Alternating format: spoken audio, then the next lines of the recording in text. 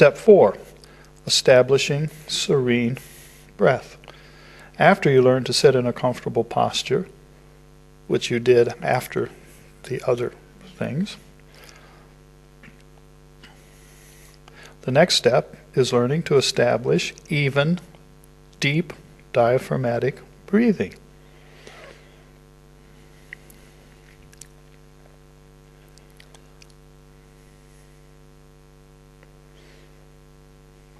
Diaphragmatic breathing.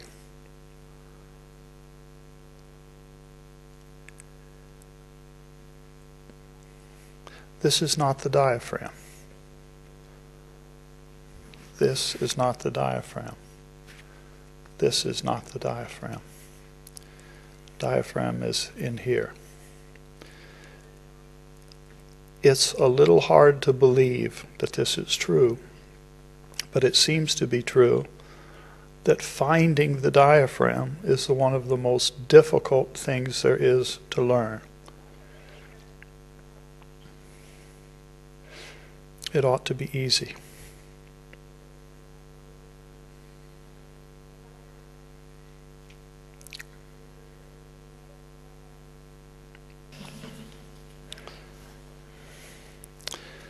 Once we establish comfortably even diaphragmatic breathing, the next step is to learn to do 2-to-1 breathing, where the exhalation is twice as long as the inhalation. One way to hold that simply is what happens to our physiology during what they call fight or flight response when you're under stress. It's in, this is me speaking, Swamiji speaking, but one of the things is it's in our language. If somebody's writing a novel, just a story, and there's some emergency, and then they'll say, and the person gasped for breath. A gasp for breath is an inhalation. And then when the danger has passed, what do? We breathe a sigh of relief. It's an exhalation. So inhalation tends to be invigorating, arouses the autonomic nervous system in a positive way, and relaxation comes from the exhalation. So this is what we're doing. One of the key things that we're doing with breathing is to eliminate the pause. Many of us have heard of Rechika, Puraka, and Kumbhaka, breath retention practices. Swamiji has repeatedly pointed out that in our tradition we do not emphasize Kumbhaka, breath retention, but rather what's emphasized is the elimination of the pause. Now he says in here, he points out that if you have done that, then you can advance too. You can comfortably do breath retention. But it comes from the fact that you're breathing slower and slower and slower. You're learning how to extend the exhalation. You're learning how to eliminate the pause. At the end of exhalation, there's a very smooth transition into inhalation. At the end of inhalation, there's a very smooth transition into exhalation. So by eliminating the pause and allowing the breath to naturally slow down over time, then it becomes very easy that the breath suspends itself. Ultimately, what the serene breath has to do with is sushumna. Remember, I mentioned a little while ago the comment that Swamiji made in Meditation is Practice. For those of you who are economy readers, you're probably going to read right through this without ever practicing it. God bless you, and may you one day travel the path of light. This is the sushumna business.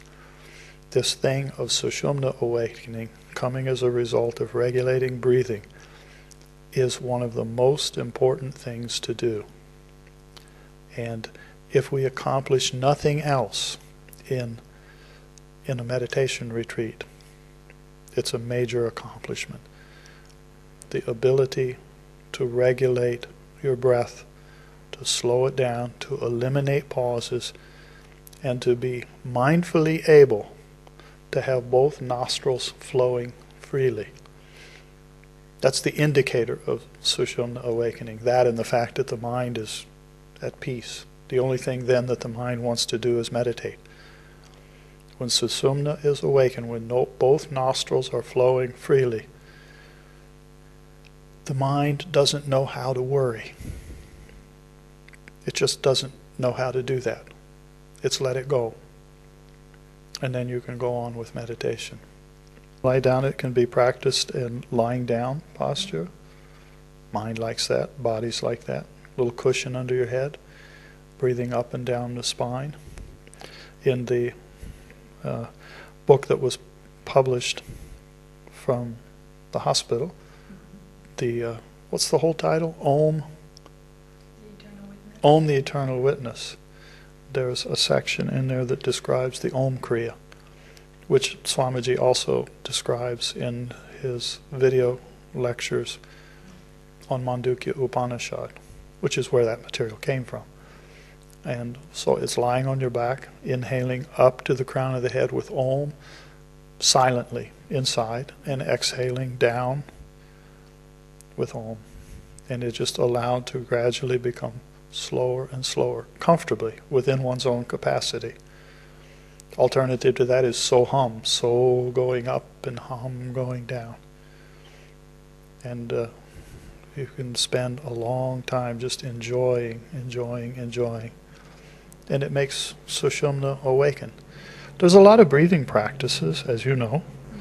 So it starts with diaphragmatic breathing, gentle diaphragmatic breathing, then allowed to go to 2 to 1, eliminate the pauses. Can sound like a long checklist, but it's actually, there's a simplicity to it. Eliminate the pauses, no pause. You can feel it at the end, there it goes. And you just gently transition into the next, and you practice it.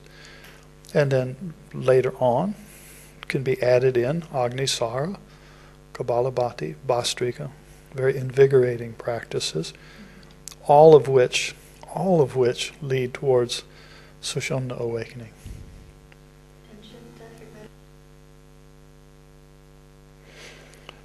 Swamiji says here, let your mind flow with the breath. Watch what happens and from where you are breathing. Ask your mind to travel. That's internal dialogue. So we can literally ask the mind, mind, would you please flow with the breath? The breath sits between the body and the mind, and they flow together. So if there's a jerk or a jolt or a significant thought that goes through the mind, if you put somebody on biofeedback, you can measure it, you can see it, you can see the response in the physical body.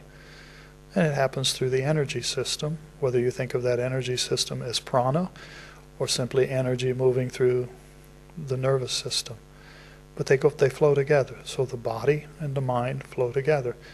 And we can ask the mind, we can literally, with internal dialogue, mind, will you please flow with the breath?